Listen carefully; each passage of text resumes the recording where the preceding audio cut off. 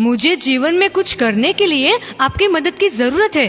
अरे इतना पैसा दबाकर आप क्या करेंगे? लोन समझकर ही दे दीजिए, मैं आपको लौटा दूंगा। इसलिए मैं आप सबसे कहता था कि मुझे अभी शादी नहीं करनी है, पर आप लोगों ने सोचा शादी करके इसे बांधकर घर में रखेंगे। नवीन अपने पिता किशोरी बाबू से कह रहा था। किशोरी बाबू बोले, बेटा पैसे कोई पेड़ पर नहीं फलते। मैंने अपनी मेहनत से पैसा जमा किया है और मैं तुम्हें पढ़ाई और आगे बढ़ने में हमेशा साथ देता रहता था।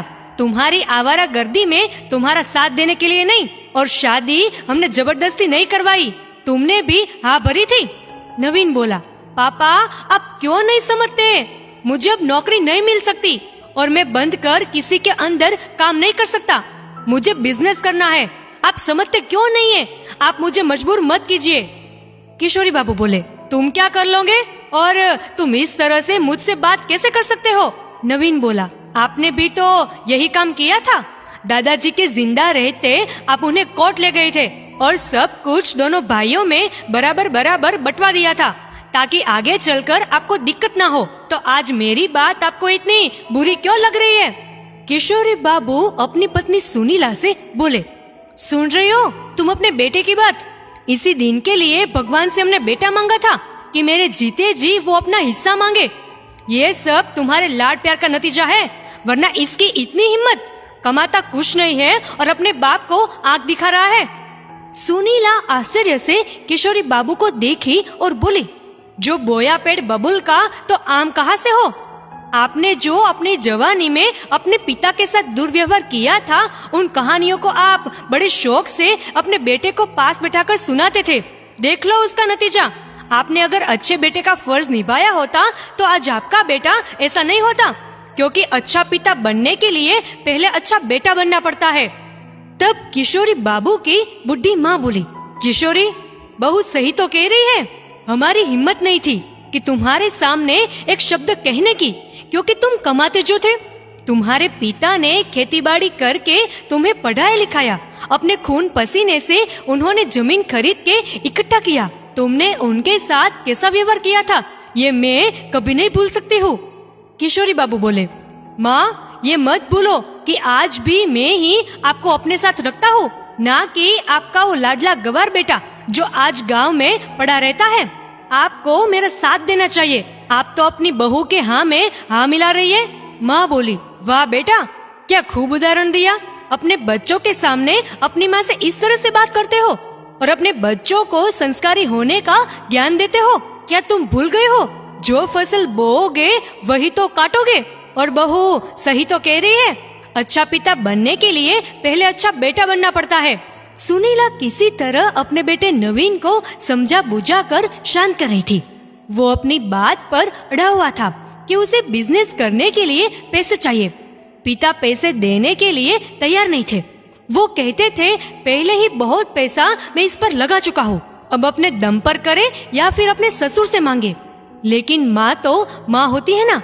सुनीला ने अपने बच्चे खुजे जेवर बेटे के सामने रख कर बोली, ये ले लो बेटा, पर इस तरह से अपने पिता से बातें मत करो। मैंने तुम्हें ये नहीं सिखाया, फिर तुम्हारे अंदर इतना क्रोध कहाँ से आया? नवीन बोला, जो मैंने पापा को आज तक करते देखा वही तो मैं करूँगा। माँ आज भी मुझे याद है दादाजी छोटी छोटी चीजों के लिए कैसे गांव से शहर पापा के पास आते थे और पापा उनके साथ कैसा व्यवहार करते थे। बेचारे दादाजी अगर उस वक्त आप उनकी मदद ना करती तो उन्हें कितनी दिक्कत होती। सुनीला बोली, तुम भी तो वैसा ही व्यवहार अपने पिता के साथ कर रहे हो, फिर तुम दोनों में क्या अंतर रह जाएगा? तुम क्या चाहते हो, तुम्हारे बच्चे भी तुम्हारे साथ वैसा ही व्यवहार करें?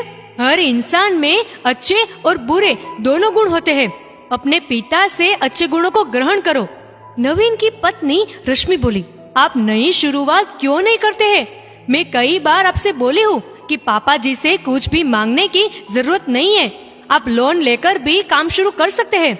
माँ आप पर विश्वास रखती है, उनके विश्वास को टूटने मत दीजिए। कुछ करके आप साबित कर दीजिए कि आपको किसी के सहारे की कोई जरूरत नहीं है। सही कहते हैं लोग, साथ ही समझदार हो तो भटके हुए को भी रास्ते पर लाया जा सकता है। आखिरकार रश्मि के बताए गए रास्ते पर चलकर धीरे धीरे नवीन ने अपना काम शुरू किया। रश्मि पढ़ी लिखी थी, उसने स्कूल में नौकरी करना शुरू किया। इधर नवीन ने लोन लेकर 2 गाड़ी खरीदी और उसे किराए पर चलाने लगा। धीरे धीरे उसका काम बढ़ने लगा। 2 से 3, 3 से 4 गाड़ी हो गई।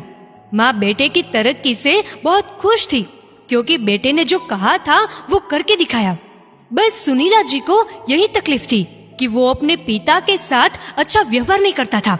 जब भी सुनीला समझाती तो वो यही कहता, जन्म देने से कोई अच्छा पिता नहीं बन जाता। नवीन अपनी दादी से बहुत प्यार करता था। पोते की तरक्की देखकर दादी कहती, काश आज तुम्हारे दादाजी जिंदा होते, उन्हें तुम पर बहुत गर्व होता। जो सुख उन्हें बेटे से नहीं मिला शायद अपने पोते से मिलता। तब नवीन बोला, दादी मानता हूँ मेरे शरीर में मेरे पिता का खून है, पर मेरी परवरिश मेरी माँ ने भी की है और माँ कहती है हर किसी में गुण और अवगुण दोनों होते हैं।